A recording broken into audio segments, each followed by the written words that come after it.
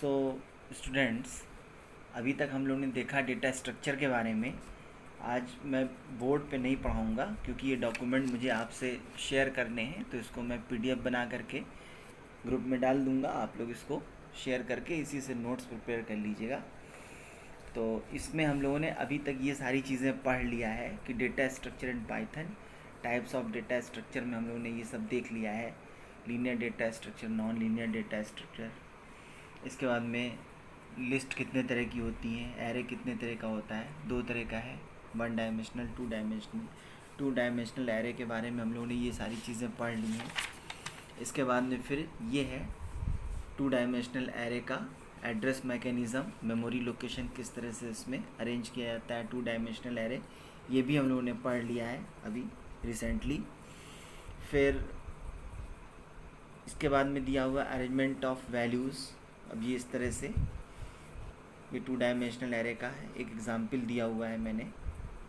इसको प्रिंट किस तरह से कराते हैं प्रॉपर फॉर्मेट में। इसके बाद में फिर इंडिविजुअल वैल्यूज़ को अगर हमको प्रिंट कराना है तो इस तरह से हम प्रिंट करा सकते हैं, जैसे कि A00 की वैल्यू प्रिंट कराना हो या फिर A11 की वैल्यू, ये सब हम लोग पढ़ चुके हैं। तो ये हो गया आपका। इसके बाद में फिर नेक्स्ट है कि initialisation of two dimensional array. तो ये कांस्टेंट इनिशलाइजेशन तो आप लोग को मालूम ही है।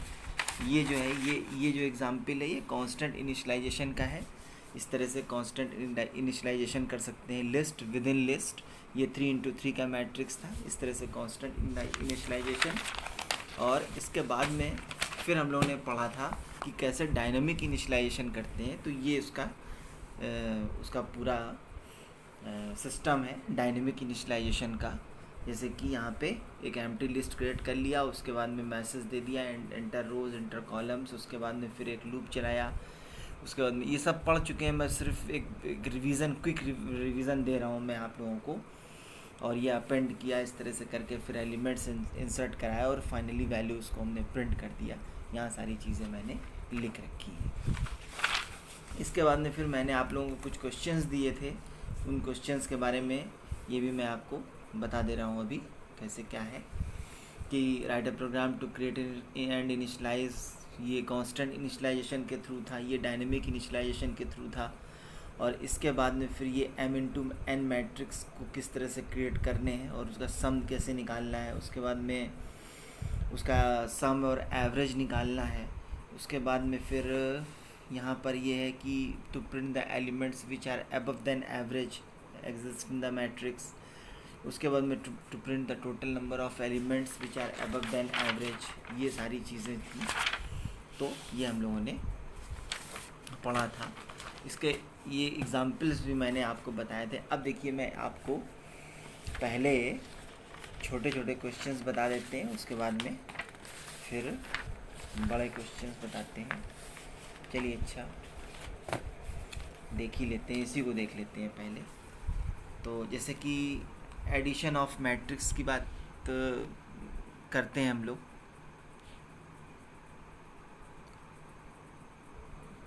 चलिए, जैसे कि अब ये एग्जाम्पल देखते हैं हम लोग कि write a program to create a matrix of size R×C and perform the following operations on it.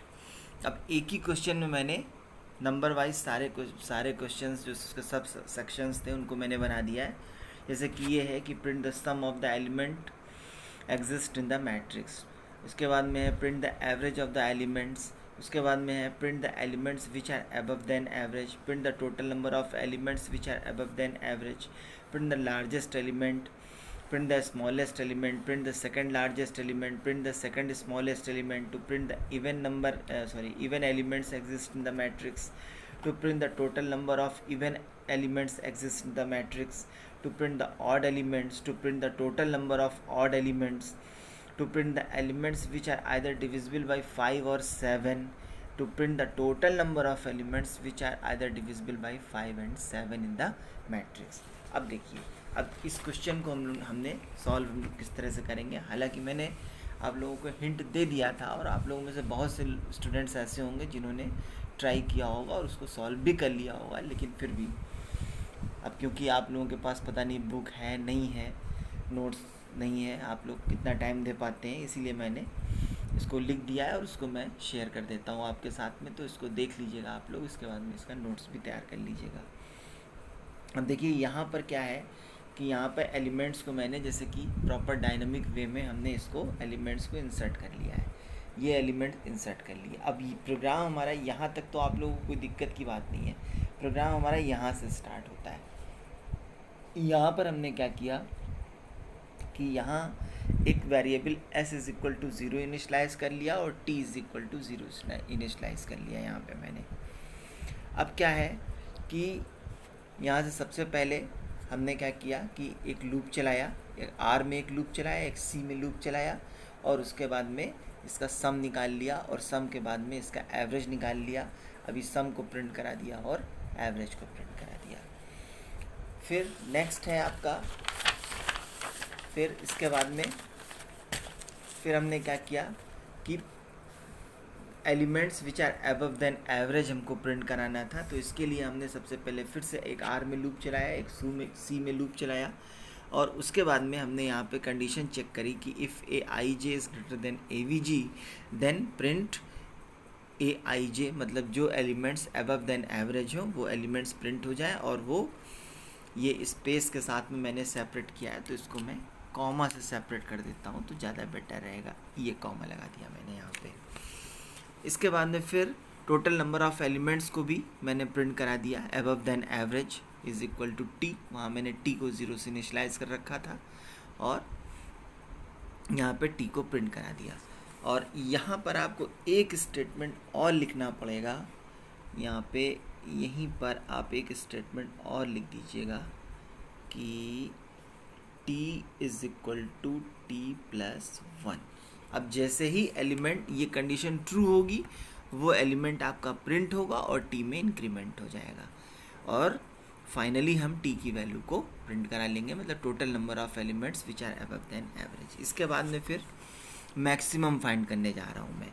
Maximum के लिए मैंने मैक्स इज इक्वल टू 0 मान लिया, और for i in range r, j in range c, और फिर हमने ये करके बताया था मैक्सिमम किस तरह से करते हैं, लेकिन फिर भी if aij is greater than max, ये वीडियो आप लोग देखेंगे, लास्ट वीडियो देखेंगे, मतलब जो सैटरडे को वीडियो आपको मिला था उसमें मैंने सारी चीज़ें बताई थी, तो जब लास्ट वीडियो देखेंगे तो आपको समझ में आ जाएगा कि मैंने क्या हिंट दिया था और किस तरह से वो हिंट इस प्रोग्राम के अंदर इम्प्लीमेंट किया जा रहा है।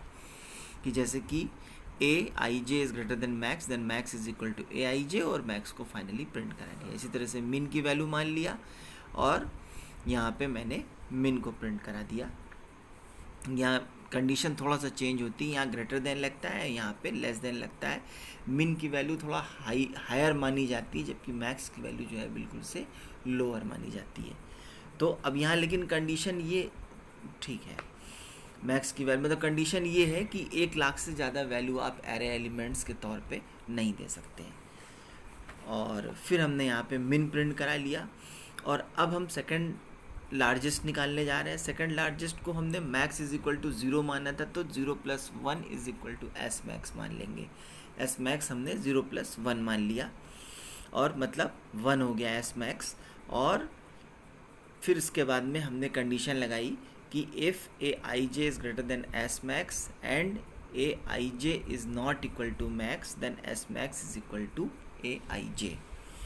इसके बाद में फिर है सेकंड लार्जेस्ट एलिमेंट को मैंने प्रिंट करा दिया, फिर सेकंड स्मॉलेस्ट इंटर कर रहा हूँ मैं। सेकंड स्मॉलेस्ट को मैंने 9999 मान लिया, क्योंकि वहाँ पे मैंने 1 लाख माना था, तो 1 लाख - 1 कर दिया, तो इतना आ गया। इसके बाद में फिर से RC में लूप चलाया और फिर से एकदम इसी तरह की कंडीशन चेक कराई, जैसे कि सेकंड लार्जेस्ट निकालना था, बस कंडीशन में यहाँ ग्रेटर देन की जगह लेस देन लग जाएगा, और बाकी सारी यहाँ लेस देन एस मैक्स की जगह पे एस मिन हो जाएगा, और यहाँ मैक्स की जगह पर मिन हो जाएगा, बाकी सेम कंडीशन रहेगी। और इसके बाद में एस मिन को हम यहाँ से प्रिंट करा लेंगे, मतलब सेकंड मिनिमम को प्रिंट करा लेंगे इस तरह से। इसके बाद में फिर यहाँ से हम यहाँ से इवन नंबर निकालने जा रहे हैं, तो ऐसे केस में फिर से R और C में एक लूप जनरेट किया, और RC में लूप जनरेट करने के बाद में फिर हमने क्या किया कि if aij modulus 2 is double equal to 0। मतलब कहने का ये है कि अगर एरे के एलिमेंट्स को 2 से डिवाइड करने पर रिमाइंडर 0 आता है तो ऐसे केस में वो एलिमेंट जो है वो इवन एलिमेंट होगा। और इवन एलिमेंट के लिए हमने T1 इज इक्वल टू 0 माना था टोटल इवन एलिमेंट्स के लिए, और यहाँ से T1 is equal to T1 plus 1 कर दिया। जितनी बार ये कंडीशन ट्रू होगी उतनी बार ये इवन एलिमेंट प्रिंट होगा, उतनी बार टी में इंक्रीमेंट हो जाएगा, और फाइनली टोटल इवन एलिमेंट्स को हम प्रिंट करा लेंगे। इसी तरह से ऑड एलिमेंट्स के लिए हमने T2 मान लिया है कि ऑड एलिमेंट्स का टोटल नंबर T2 है। T2 को 0 से इनिशियलाइज कर दिया, RC में लूप चलाया, कंडीशन लगाई कि if Aij modulus 2 is not equal to 0। मतलब अगर एलिमेंट्स को 2 से डिवाइड करने पर रिमाइंडर 0 नहीं आता है तो ऐसे केस में वो डिविजिबल नहीं है 2 से, और ऐसे केस में हमने ऑड की तरह से उसको प्रिंट करा लिया, T2 में इंक्रीमेंट कर लिया, T2 को भी प्रिंट करा लिया, फाइनली T2 हो गया। इसके बाद में फिर for I in range R, और फिर हमने डिविजिबिलिटी को चेक कर लिया 5 और 7 से डिविजिबल है कि नहीं है नंबर। तो यहाँ पे वही जैसे सेम इवन ऑड के लिए 2 से टेस्ट किया था उसी तरह से यहाँ 5 और 7 से टेस्ट कर लिया, एलिमेंट्स को प्रिंट करा लिया, टोटल नंबर ऑफ एलिमेंट्स को प्रिंट करा लिया। टोटल नंबर ऑफ एलिमेंट्स को मैंने T3 मान रखा था, जिसको कि यहाँ पे 0 से इनिशियलाइज कर दिया। तो मेरे ख्याल में समझ में आ गई होगी बात। इसके बाद में फिर नेक्स्ट क्वेश्चन ये है कि एक ही क्वेश्चन में मैंने एडिशन और सब्ट्रैक्शन दोनों ही कर दिया एरे का।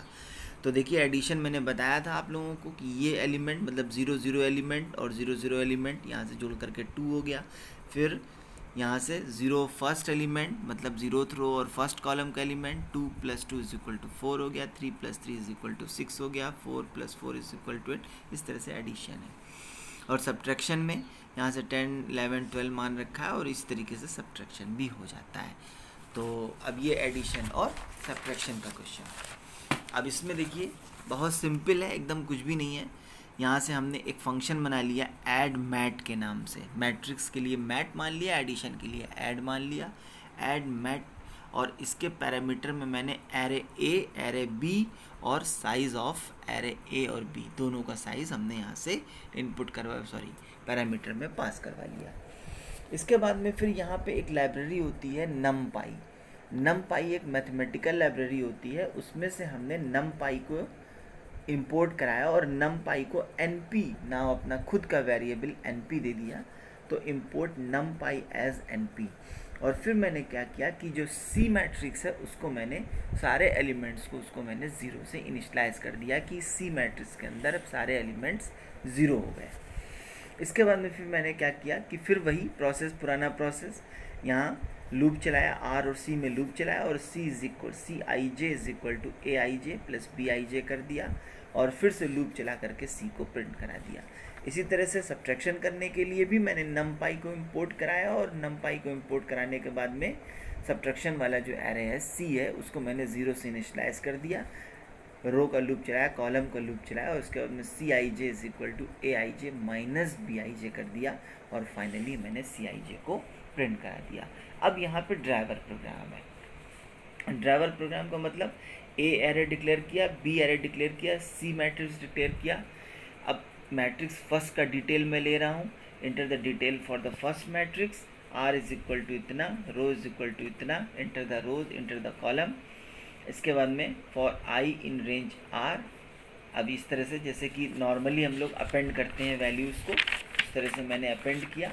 इसके बाद में फिर यहाँ से इंटर द एलिमेंट्स, यहाँ से एलिमेंट इंसर्ट करा लिया, वही dynamic initialisation of 2D array एकदम बिल्कुल उसी तरह से। इसी तरीके से सेकंड मैट्रिक्स को भी मैंने इंटर करवा लिया और उसके बाद में दोनों मैट्रिक्स इंटर हो गए। फिर से एक मैसेज दिया कि the addition of matrix, the addition of matrix, और उसके बाद में मैंने ऐड मैट फंक्शन को कॉल कर दिया।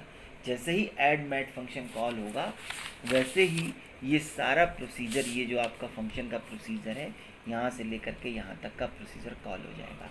इसी तरीके से फिर से एक मैसेज हमने दिया कि सब्ट्रैक्शन ऑफ मैट्रिक्स और फिर सब मैट फंक्शन को कॉल करा लिया। जैसे ही सब मैट फंक्शन कॉल होगा ये डेफिनेशन आपकी कॉल हो जाएगी और सब्ट्रैक्शन आपका प्रिंट हो जाएगा। ठीक है, तो आज आप लोग इतना ही करिए, फिर कल हम आगे देखते हैं।